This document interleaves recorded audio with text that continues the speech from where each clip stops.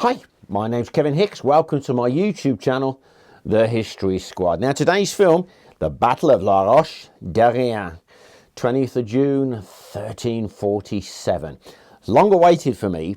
I've been trying to put together a decent model of a castle or of a town wall, and I had so much trouble just trying to find straightforward castle towers. No, they were all fantasy stuff. So I've actually made some towers, and as you can see in the background there, I've built completely the entire town of La Roche-Derrien. Now this battle is part of the Breton Wars of Succession, and Charles Blois, who was the claimant for the throne of Brittany, he's the nephew of the King of France, Philip VI. So his army, it's Breton and it's French. It's all part of those Wars of the Breton Succession. He'd had a problem with us. He'd really copped a bit of a good hiding. But before I go any further, let me just explain. La Roche-Derrien had been captured in December 1343 by the Earl of Northampton. It's close to the coast of Brittany. It's a strategic place. It has a bridge across the local river there. So let's have a little look at what happens with Charles Blois. What happened at La Roche-Derrien? A defeat for the French. I'll tell you all about it in a moment. But the key to it lies the year before. Battle of Saint-Paul-de-Lyon, 9th of June 1346. What happened was Charles of Blois came upon Sir Thomas Dagworth, Edward III's right-hand man in Brittany. His force was overwhelmingly larger than the English force, and he attacks straight away. But his first wave is repulsed. So they actually go round the flanks of the English army. But the bowmen in Sir Thomas Dagworth's army cut them to ribbons, and Charles of Blois' army literally runs away, those that are left. Something in the psyche now of Charles of Blois. It's the bowmen of England. And it takes him a year to rebuild his army before he can even attempt to attack La Roche-Derrien. But in his mind, he's actually making a trap. La Roche-Derrien, yes, it's a siege, but actually what Charles is trying to do is to lure Sir Thomas Dagworth into a trap and destroy him. It was 1347, 20th of May, that Charles of Blois invests the siege on La Roche-Derrien. He's got 1,800 men-at-arms, 600 archers, 2,000 crossbowmen, plus ragtag infantry, your peasant infantry. But this is where he really does overthink it. Now, he makes 4 camps, and they're fortified camps. I've got a plan, a map of the Battle of La Roche-Derrien, how the battle looked, bird's eye view. You'll see that the town stands on some high ground here on the River Jordi. And here are the 4 French camps surrounding La Roche-Derrien. 1, 2, 3, 4. And you'll see that Dagworth's force is approaching La Roche-Derrien from the south. So what I've done on my model is I've tried to show there was a ditch, there was, the soil from the ditch in the old Roman way, but they put thorn bushes and all kinds of things on the top. There were 3 of these that they made, one at the east, which is the one that I've replicated, then on the north and south, covering the gates of the town, but there was a ready-made one, the Black Castle, to the west of the town, across the other side of the river.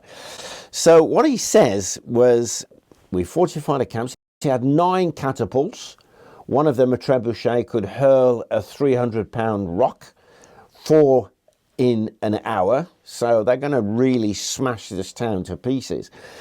He had so many crossbowmen. He had some Genoese crossbowmen, and he fortified the whole lot. But it's not to lay siege to the castle, really. What he's doing is he's going to draw Dagworth in.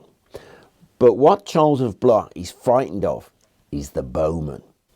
So the mound around he's got to be high enough so the bowmen from the town and anybody attacking can't see. This really kept saying, apparently, is the bowmen can't shoot what they can't see. So he's got this idea. And then he says, you in your separate camps, stay exactly where you are. Do not come to my aid unless I sound the signal. Now, in Bernard Cornwell's book, The Vagabond, it's 7 blasts from the trumpet to summon aid. And he was kept on reinforcing this. You do not leave your encampment. Do not make yourself targets for the bowmen. So you got these basically 4 separate little French armies surrounding La Roche-Derrien. And they start to bombard it. And they cause some terrible damage and they kill a lot of people inside the town. Dagworth, he has to summon soldiers from every garrison he can afford. Carhaix, I think it is, 50 miles away, is his collection point. Now, his army, 300 mounted men-at-arms and 400 bowmen, all mounted, so he can move. So he's going to approach the town. He has guides, but what he doesn't know is this. Part of Charles's camp is actually a trap. You think you're attacking the camp as you come over the rise and knock down any palisades. It's actually a field of fire. It's a trap. And Dagworth is going to go straight into it. He sends the baggage train, though, straight down the road. Make as much noise as you can. But Charles of Blois knew exactly where Dagworth was. He knew that he was coming. But Dagworth is going to attack in the dark. And this adds to it. It's at least 2 hours before sunrise. He has 3 guides, so he hits the camp from 3 different directions. And as they approach it, there's no crossbow shots, no arrows. As they get to the mound, nothing. And the English there, I think, oh, they must all be asleep. We must have done it. And as they go up to the top, they push the palisades, thinking they're going to have to knock stuff down, and they just simply collapse. The penny still doesn't drop. It's a trap. And as they go through, there's another palisade, and they knock that down. Then from 3 different directions, the arrows and crossbow bolts pour in. Now the battle begins. And Dagworth, being the man he is, simply says, we'll fight. Now, they attack, but the crossbowmen are causing absolute mayhem. Dagworth is wounded and actually captured. His men are falling down. The English are losing. And this is where the whole thing goes topsy-turvy, because the French are looking in this direction. They're fighting the English. When the garrison commander, Totsham, he rallies his troops and people from the town, and they attack. And they come straight over and hit the French in the back. The bowmen cause absolute mayhem amongst the crossbowmen, shooting them down.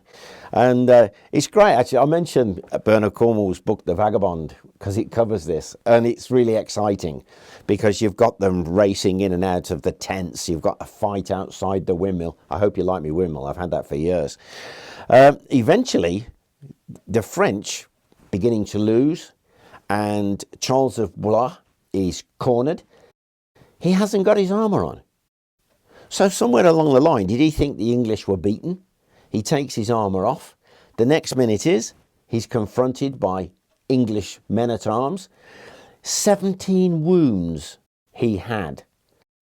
Meanwhile, the men from his other camps can see there's something going on, and they are waiting for the signal. 7 trumpet sounds. That's a lot, actually, isn't it?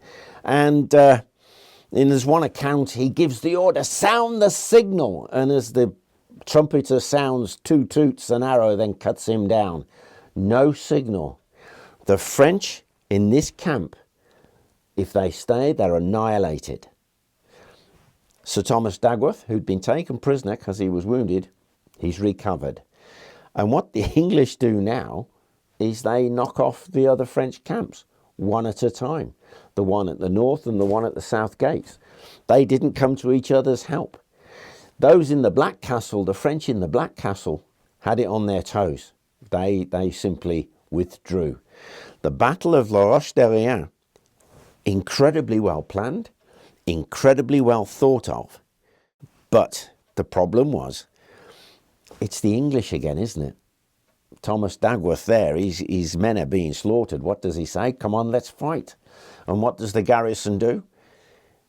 They weren't called, they simply come. And apparently Sir Thomas Dagworth says to Totsham, oh, thanks for coming to our aid. And he said, I was only doing my job.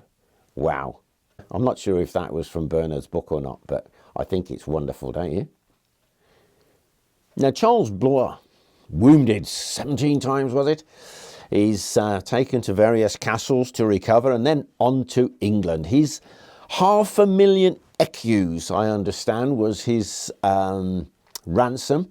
But there's another little interesting thing. He was an important guy, nephew of the King of France, and he must have been terrified of the ocean or suffering terrible from seasickness, because the English serenaded him with 9 guitarists or something, guitar players, to soothe his nerves on the crossing. But that's not the end of the story with La Roche-Derrien. You know, you get to these places, don't you, these historical places, and you have a look and you, wow, this happened there. Brittany is quite special because of the amount of towns that really suffered. And La Roche-Derrien, well, once Sir Thomas Dagworth returned to England, the French attacked it and captured it very quickly. The 150-man garrison, Breton and English, surrendered.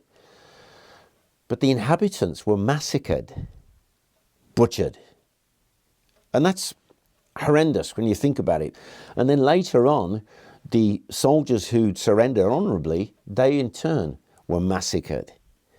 So you visit these places, these lovely picturesque towns, and really the soil, the walls, are drenched in the blood, aren't they? Mainly in the blood of the innocents. But hey, this is the last one I'm doing on the Wars of the Breton Succession.